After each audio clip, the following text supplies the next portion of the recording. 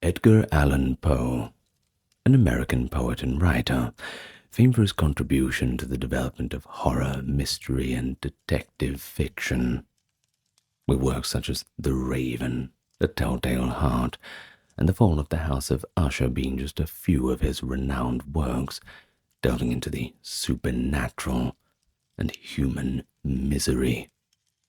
His intricate symbolism and eerie narratives never failed to captivate the reader. And even though he had a tragic and difficult life, his groundbreaking use of language and story structure managed to reshape modern literature. To this very day, has impacted the genres to which he contributed to. Poe's work will always be a powerful and thought-provoking influence in literature because of his reputation as a visionary of literary artistry and a master of the grim.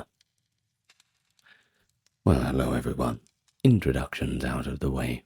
You know what we're here for. If you're new to the channel, why not like and subscribe to it? Sounds like a pretty good idea. And if you're coming back, well, you're probably already subscribed, so whatever. Now, let's begin today nice and relaxed, and as always, let's take it nice and slow. We begin January 19th, 1809 in Boston, Massachusetts, and it was where Edgar Poe was born. He was the middle child of David Poe, Jr., an American actor who was actually of Irish descent, and Elizabeth Arnold Hopkins Poe, an English-born actress known for her graceful stage presence. Edgar's older brother was named Henry, and he also had a younger sister too. Her name was Rosalie. The family's paternal line originated with his grandfather David Poe, who emigrated from County Cavan, Ireland, around 1750, settling in the United States to seek better opportunities. Edgar's parents, of course, led a tenuous life in touring theatrical troupes, which was unstable, even in the best of circumstances. But matters worsened when David Poe Jr.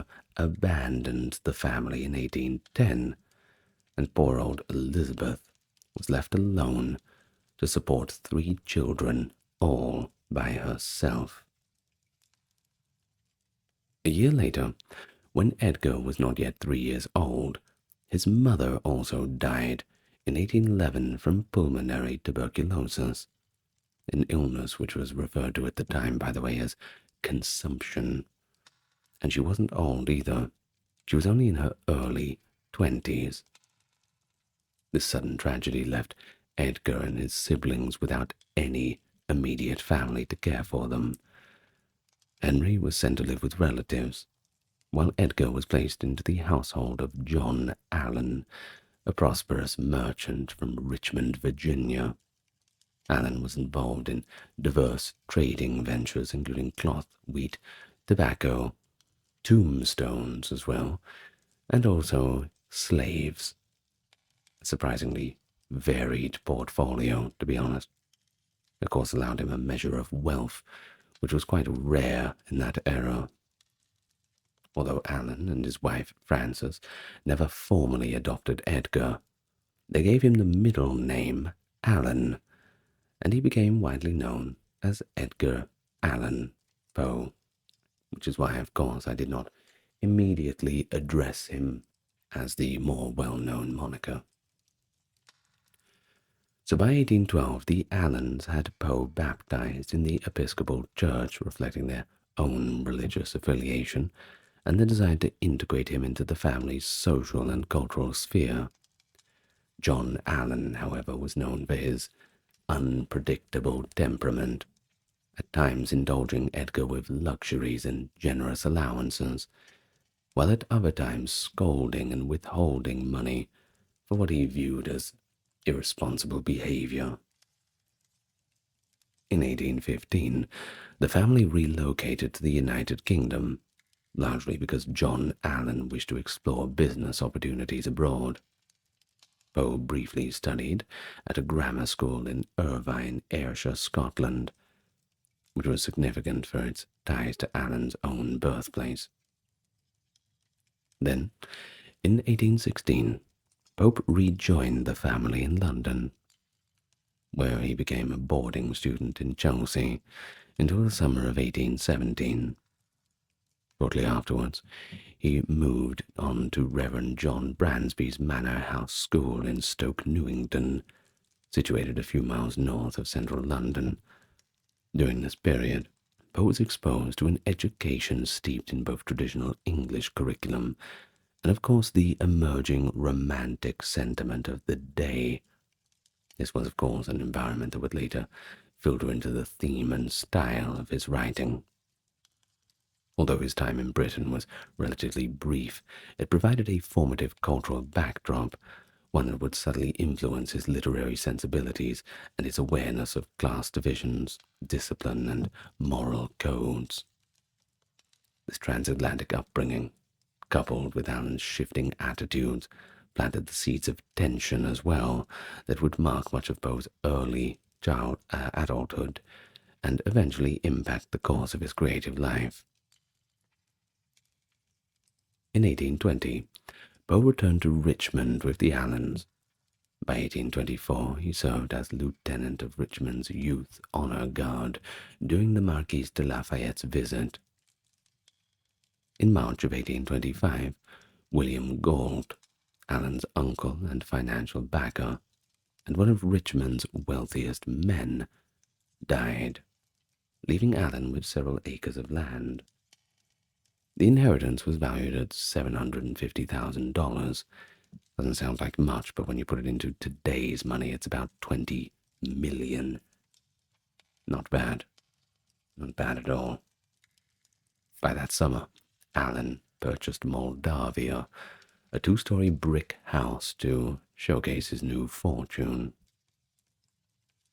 Poe may have become engaged to Sarah Elmira Royster before starting his studies in ancient and modern languages at the University of Virginia in February of 1826. Founded by Thomas Jefferson, the university was still quite new at this time, and its strict prohibitions on gambling, firearms, alcohol, and tobacco were largely ignored. Jefferson's system of student self-governance gave students control over choosing their courses, arranging their lodgings, and reporting any misconduct. But just like in the modern day, no one likes a rat. But with a high dropout rate and a admittedly chaotic atmosphere, mainly due to all the alcohol, firearms, and gambling, the university was quite troubled, and thus Poe's time there was equally troubling. He lost contact with Royster and quarreled with John Allan over gambling debts. Poe insisted that Allan failed to supply enough money for books, tuition, or even suitable housing. Although Allan sent additional clothes and funds, the debts just began to mount. After 1 year, Poe left university and avoided returning to Richmond, particularly after discovering that Royster had married Alexander Shelton. Instead, he left for Boston in April of 1827, supporting himself through odd jobs as a clerk and newspaper contributor. During this time, he took on the pseudonym Henri Le Rene. May 27th, 1827, Poe was unable to make a living, and he enlisted in the U.S. Army as a private under the name Edgar A. Perry, claiming an age of 22 when he was actually 18. Initially, he earned $5 a month at Fort Independence in Boston Harbor.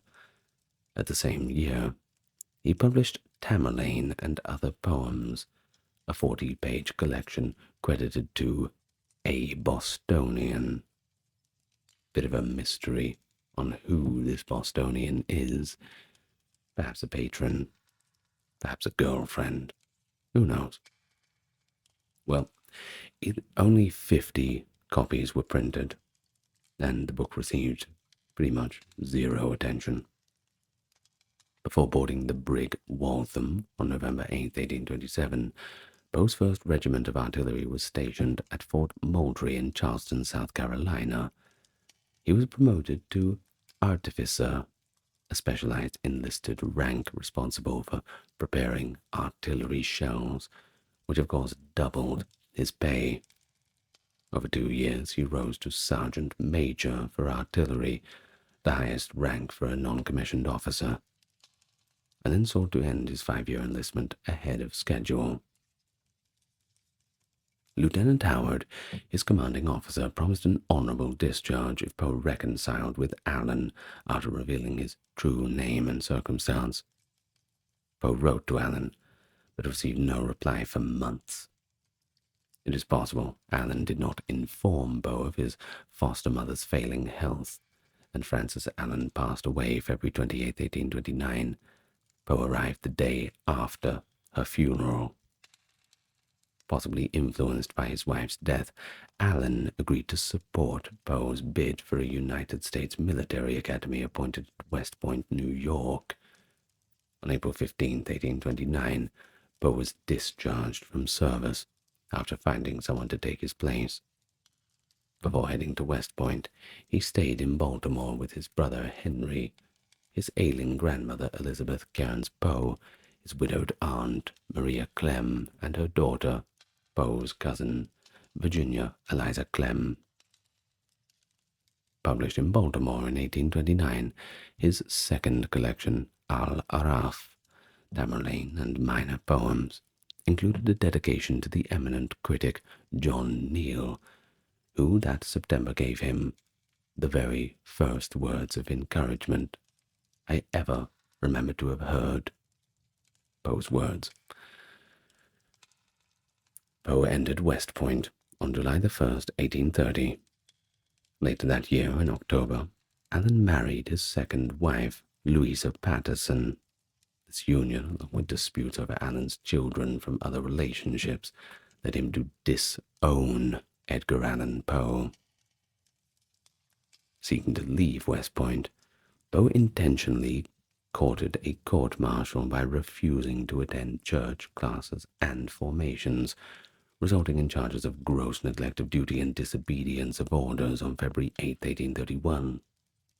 Aware that he would be found guilty, Poe pleaded not guilty in hopes of securing his dismissal.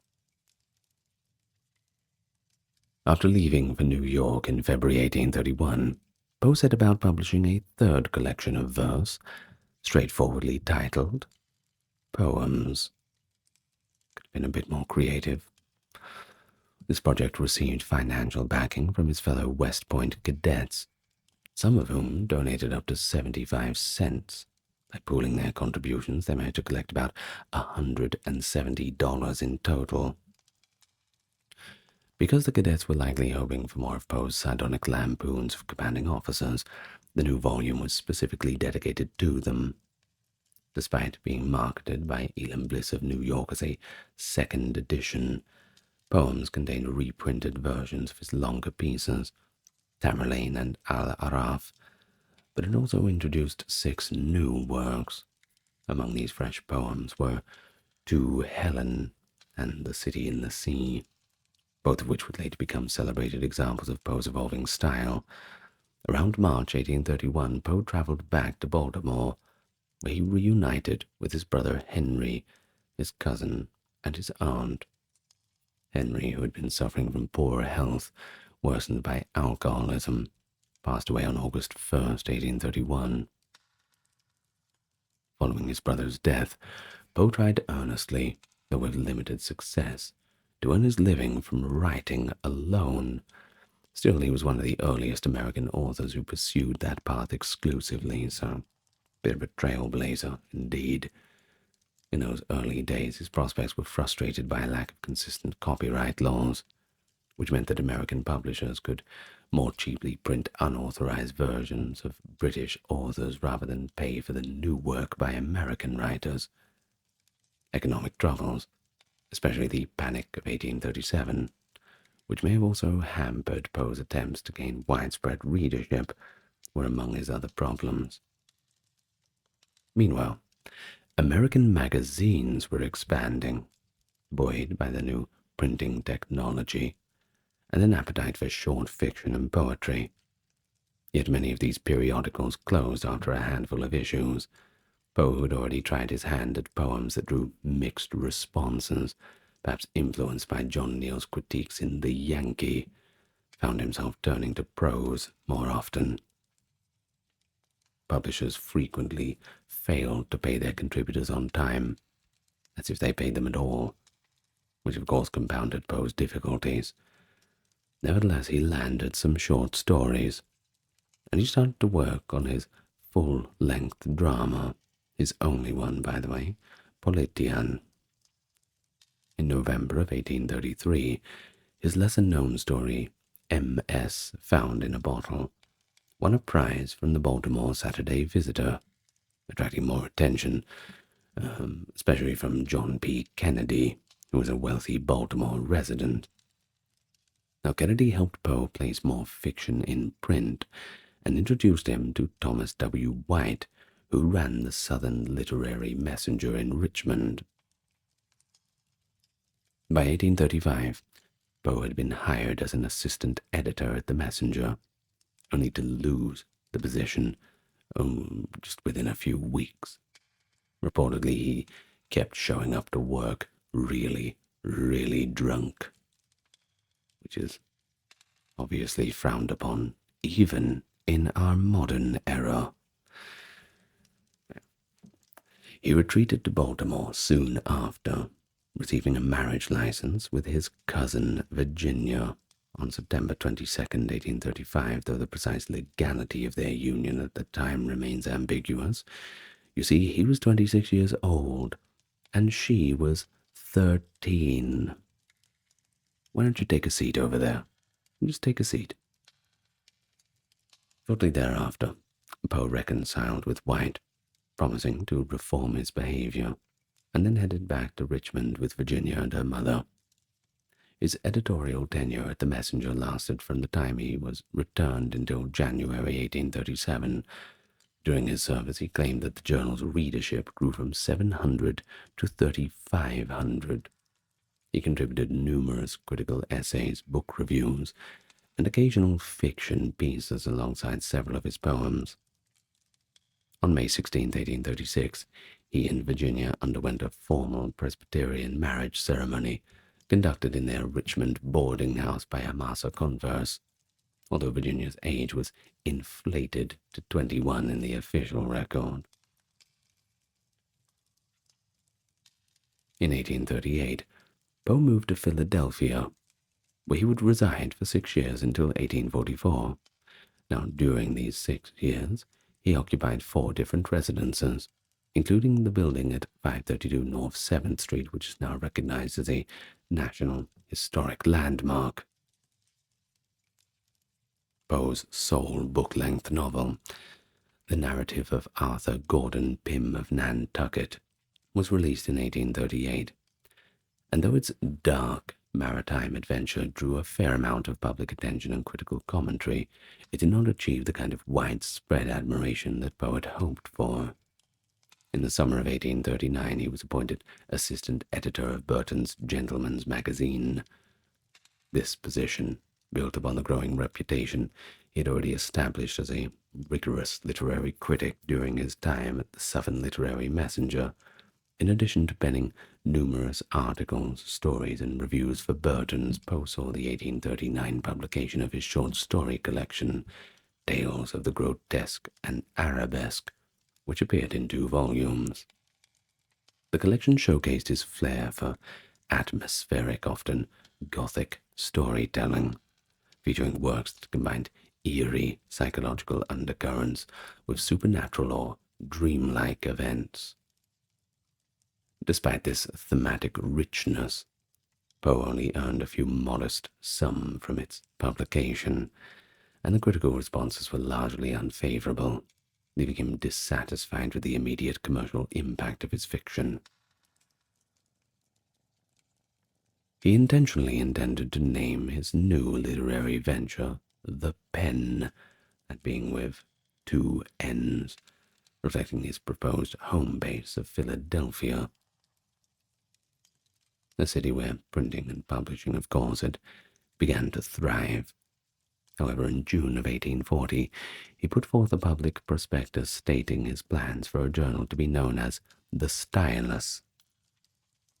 Published in June 6th of 1840, in an issue of the Saturday Evening Post, the advertisement read, "Prospectus of the Pen Magazine, a monthly literary journal to be edited and published in the city of Philadelphia by Edgar A. Poe."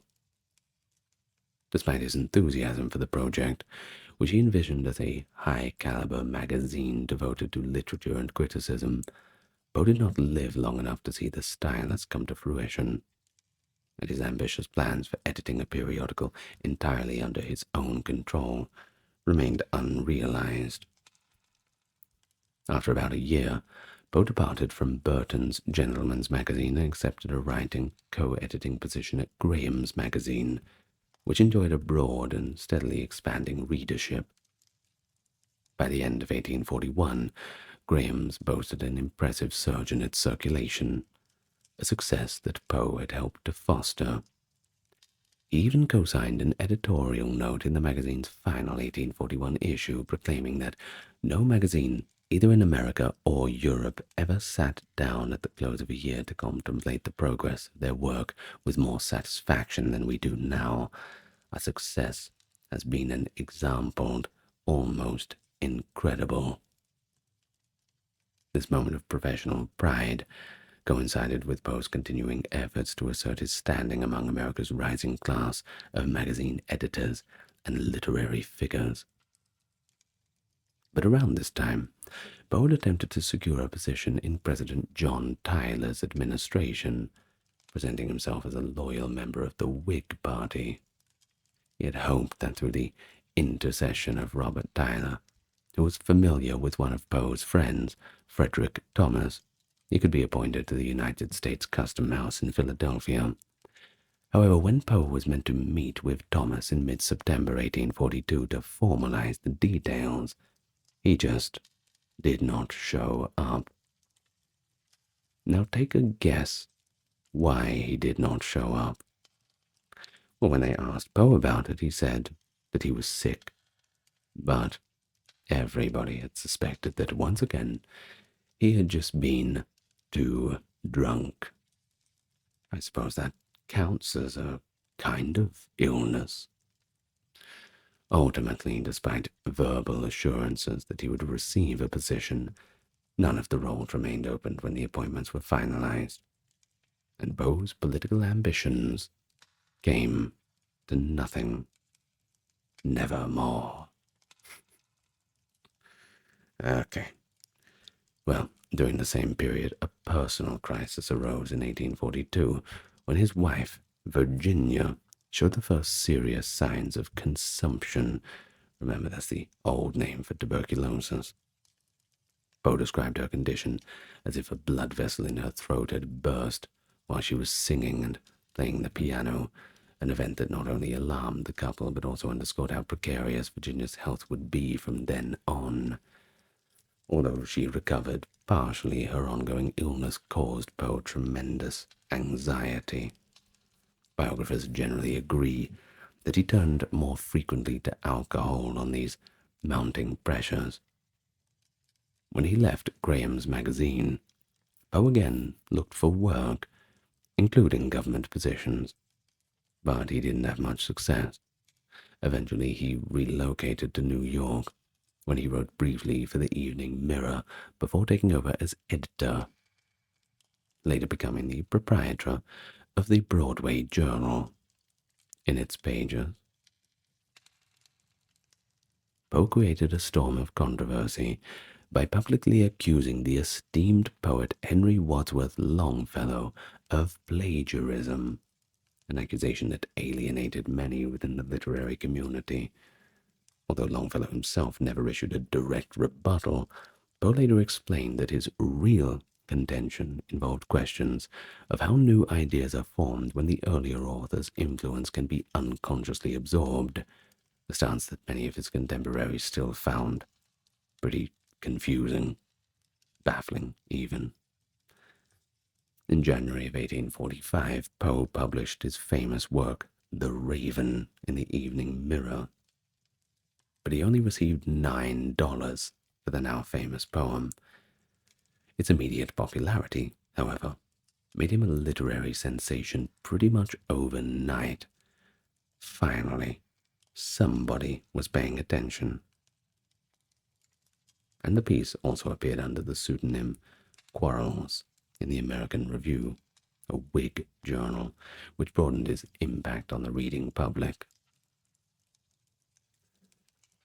After the Broadway Journal collapsed in 1846 due to financial struggles, Poe moved to a small cottage in the Fordham area of the Bronx, which was then a regional area of North Manhattan.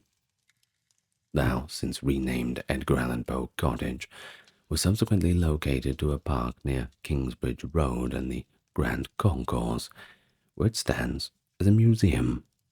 Living in the vicinity of St. John's College, later Fordham University, he formed friendships with some of the Jesuits there. Within this modest home, Poe faced the most devastating blow to his personal life when Virginia passed away of tuberculosis, January the 30th, 1847, a loss that echoed the tragic pattern of women succumbing to illnesses that had haunted Poe's life. Many critics and biographers have pointed out these repeated bereavements as shaping his motive of the death of beautiful women reflected so prominently in his poetry and short stories. Nevertheless, other scholars argue that Poe's preoccupation with themes of mortality, bereavement, and beauty had been evident in his work long before Virginia's passing. Of course, he finished The Raven before that, The Raven being, of course, about my lost Lenore. Perhaps he was preparing himself mentally. When you think about it in those contexts, and you think about, see my lost Lenore, nevermore will I see her, all these sorts of things, of course, I'm paraphrasing the poem, and then you think about his wife passing away, what he must have went through. Yes, 200 years ago, I get that, but human beings are still human. They get sad, they miss people. He must have went through a lot. He must have went through quite a lot at that time. Anyway, following the death of his wife, his mental state had completely deteriorated. He tried to establish a romantic relationship with the poet Sarah Helen Whitman, who lived in Providence, Rhode Island. Contemporaries attributed their failed engagement to Poe's drinking habits and unpredictable mood swings, which reportedly strained Whitman's already fragile trust within him. Documents and letters from the time also suggest that Whitman's mother intervened decisively to prevent any final agreement to marry, so didn't get Mum's approval, of course. After this episode, Poe returned to Richmond, where he resumed his acquaintance with Sarah Elmira Royston, the sweetheart of his youth who he had courted decades earlier. On the 3rd of October, 1849, Poe was discovered in a state of severe distress on a street in Baltimore by a local printer named Joseph W. Walker. According to Walker's account, Poe was only semi-conscious, dressed in clothes that did not appear to be his own, and clearly in need of urgent assistance. He was promptly taken to Washington Medical College, where he succumbed to his mysterious condition at 5 o'clock in the morning on Sunday, the 7th of October, 1849. Because he never regained true clarity of mind, Poe left no explanation for the circumstances that led to this predicament. In his final hours, he was heard repeating the name Reynolds, though no one present knew who he really referred to, and he is said to have spoken his last words, "Lord, help my poor soul," shortly before dying.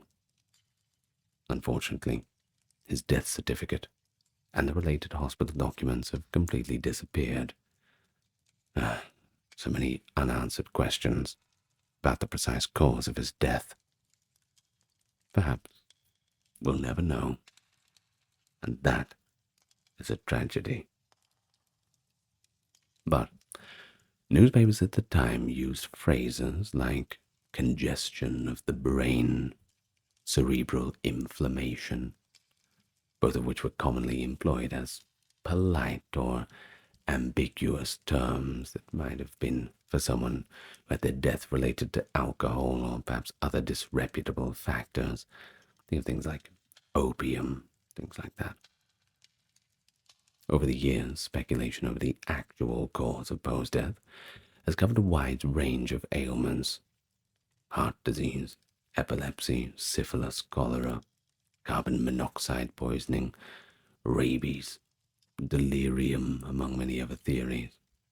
One theory from 1872 proposed that Poe had fell victim to cooping, which is a form of electoral malpractice in which gangs seized unsuspecting men, dressed them in different clothes, and then forced them to vote repeatedly under assumed names, sometimes leading to brutal consequences when the victims resisted or were otherwise unable to continue. Shortly after Poe's death, a derogatory obituary under the pseudonym Ludwig appeared. It was published in the New York Tribune on the day Poe was buried in Baltimore, and then reprinted throughout the country. The piece, which accused Poe of wandering the streets in a constant state of delirium or religious frenzy, was authored by Rufus Wilmot Griswold, a longtime adversary of Poe in the literary world. The two had clashed ever since 1842, and Griswold seized upon Poe's passing to paint him as a madman cursed by his own inclinations. In a twist that still prompts debate among scholars, Griswold was somehow able to assume the role of Poe's literary executor, not executor. He capitalized on this position by distributing a supposed biography entitled Memoir of the Author in an 1850 edition of Poe's collected works. Purportedly relying on personal letters for evidence, Griswold aimed to portray Poe as a deranged, perpetually drunken, and drug-enslaved degenerate. These charges were largely discredited over time, as he rested on forged documents, gross distortions, and unsubstantiated rumors. That being said, he did like to drink a lot. Perhaps not that, but extremely rude that they would do that after his death. The only thing that you can say is, well, at least his poor wife Virginia wasn't around to see his name get driven through the mud. Poor Virginia. Poor Edgar. The whole thing is tragic. Well, despite the questionable foundation for Griswold's claims, many readers proved eager to learn about an author depicted as scandalously immoral. You see, because Griswold's edition was the only comprehensive biographical source available for many years, it gained widespread attention and acceptance, and it shaped Poe's posthumous image for nearly a century. A number of contemporaries, of course, rose to Poe's defense, including the writer John Neal, who attacked Griswold's motivation, calling him self-serving and, I quote, a rhadamanthus who will not be cheated of his fee a thimbleful of newspaper notoriety. Ooh, fighting words. However, popular fascination with Poe's alleged evil persona persisted long afterwards, encouraged by Griswold's spurious letters and enduring rumors. Over time, researchers have debunked these fabrications and established that Poe was neither the perpetual opium user nor the raving maniac that Griswold had made him out to be, although the negative slant on Poe's life proved to be difficult to uproot from the public imaginations for generations. Now, Poe was primarily known as a literary critic during his lifetime. Nonfiction makes up the great majority of Edgar Allan Poe's works, as he wrote countless essays, critiques, and editorials deeply influenced by both his peers and subsequent generations of writers. Contemporary critic James Russell Lowell once categorized Poe as the most discriminating, philosophical, and fearless critic upon imaginative works who has written in America, hyperbolically suggesting he sometimes substituted prussic acid for ink. Interesting. The perception helped cement Poe's reputation as a so-called tomahawk man, an epithet referring to his sharp, unsparing style of criticism. Rather than praise writing, it clearly achieved its artistic goals. Poe believed in emphasizing the weak points of literature, sometimes even in works authored by he otherwise admired to sharpen artistic standards for everyone.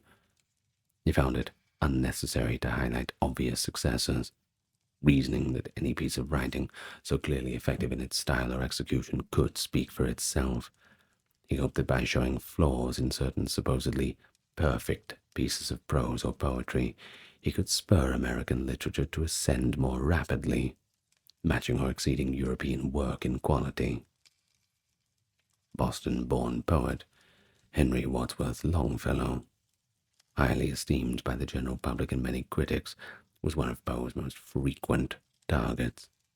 This literary feud, often called the Longfellow War, saw Longfellow's supporters defend him vigorously when Poe accused him of the heresy of the didactic, that being writing unoriginal and moralistic poetry that borrowed too heavily from existing themes. Poe concluded his critique by remarking, "We grant him high qualities, but deny him the future." A prediction that Longfellow's poetic reputation would diminish over time, and indeed his style fell out of favor in later generations. Poe also gained notoriety for developing a genre of fiction that defied easy classification, dark, psychologically probing tales that were challenging to replicate successfully. While he struggled to find a large American readership during his lifetime, he achieved considerable popularity in Europe, particularly in France, where Charles Baudelaire's translation of Poe's work became the authoritative editions on the continent. Through Baudelaire, Poe's reputation grew rapidly in literary circles that admired his balance of imagination and intellect. Critics there viewed him not merely as an author of Gothic stories, but as a visionary who merged philosophical depth with macabre or dreamlike imagery. Consequently, he occupied a unique position among American writers, often celebrated more enthusiastically abroad than at home.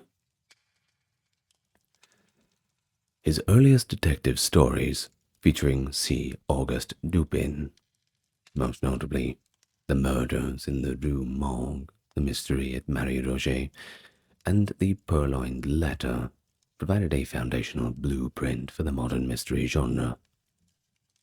Dupin's analytical methods and calm unraveling of cryptic cases foreshadowed countless detective characters that would eventually become staples in the literary world. In recognition of Poe's pioneering influence, the mystery writers of America named their annual awards the Edgars.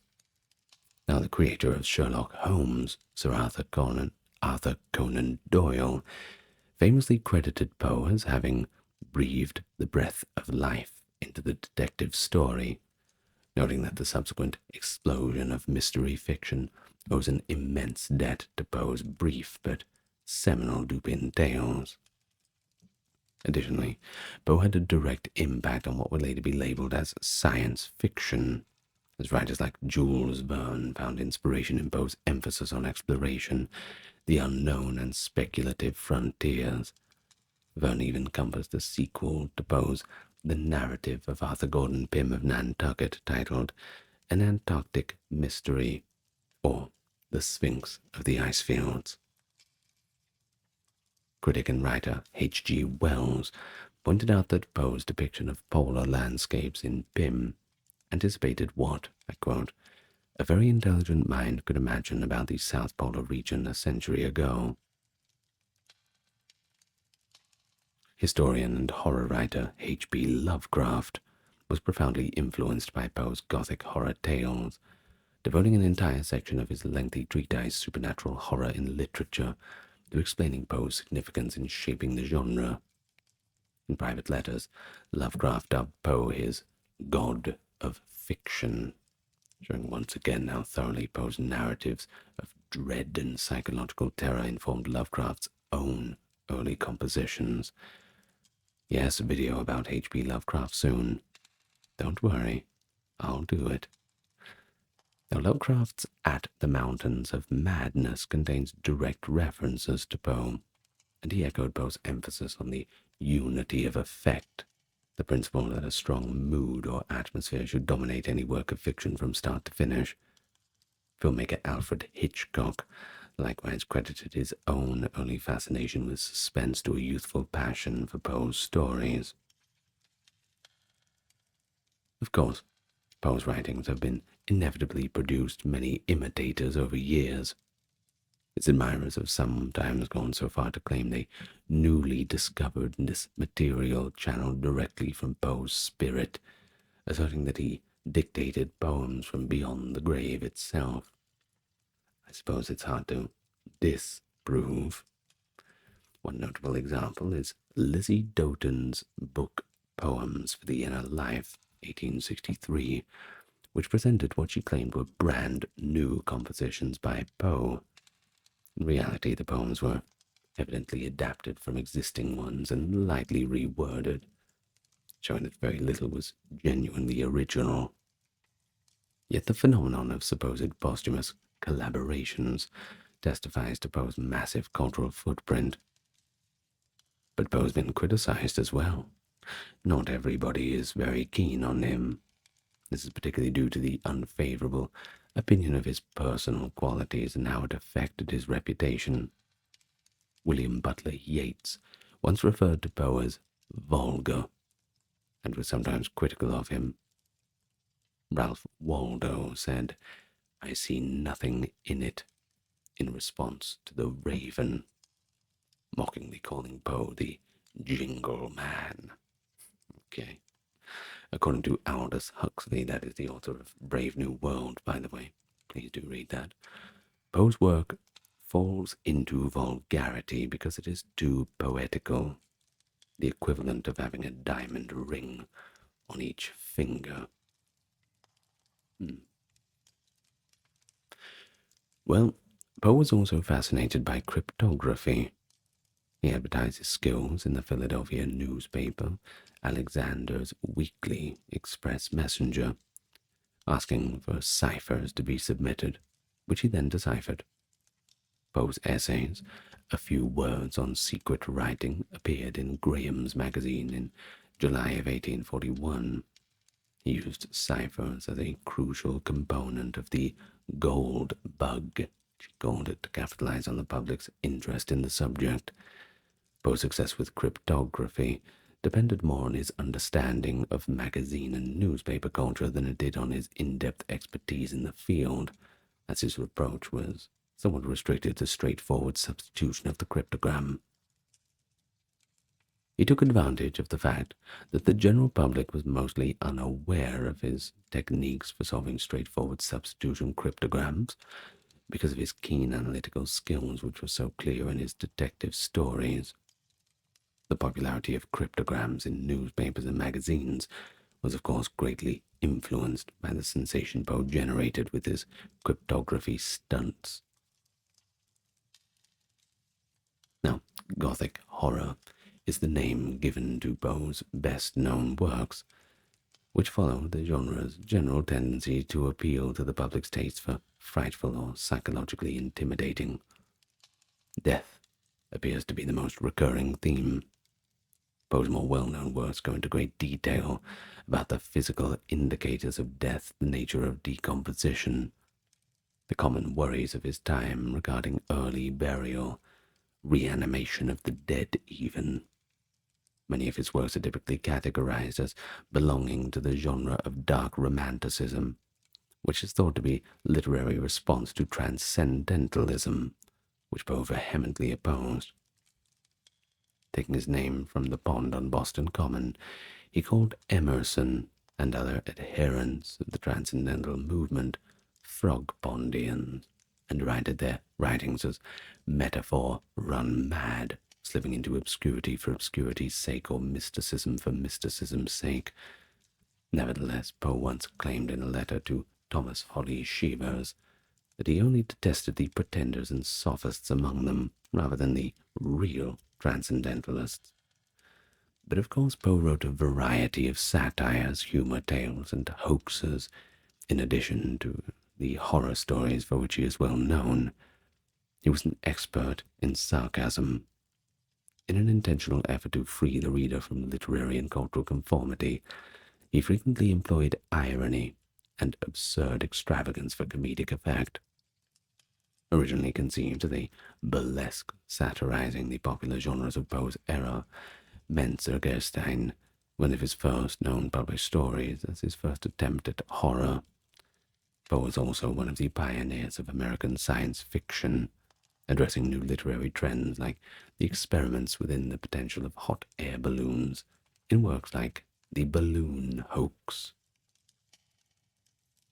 Although Poe frequently claimed to despise the tastes of the majority of people who read for pleasure in his day, a large portion of his writings aligned with themes that readers of the era found appealing. Poe researched and wrote a number of pseudo-sciences that were widely accepted by his fellow Americans in critical works. They encompassed astrology, cosmology, phrenology, physiognomy, and other disciplines.